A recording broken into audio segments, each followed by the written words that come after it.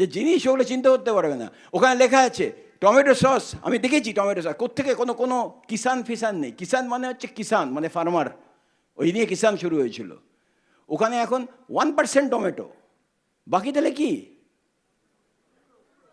কুমড়ো, পচা কুমড়ো, তাও নেই, কুমড়ো পটাশ হয়ে যায় তারপরেই। না আমি এগুলো যদিও মজা করে বলছি, কিন্তু বুঝুন, কখনো আর বলবেন না প্রোডাক্ট এক্সপেন্সিভ।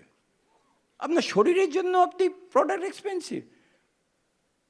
হাতে ফোন নিয়ে ঘুরে বেড়াচ্ছে, কত টাকা ফোন, 50,000 টাকা ফোন, 1 লাখ টাকার ফোন কিনছি, কিন্তু ডেলিটা এত এক্সপেন্সিভ।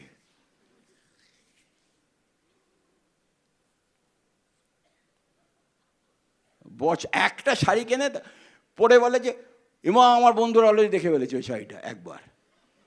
আমি এক জামা পরে যাচ্ছি, জুতোর মোজাটা শুধু একবার পরে, ওই সালোয়ারটা একবার পরেছি, ডেইলি এক্সপেন্সিভ।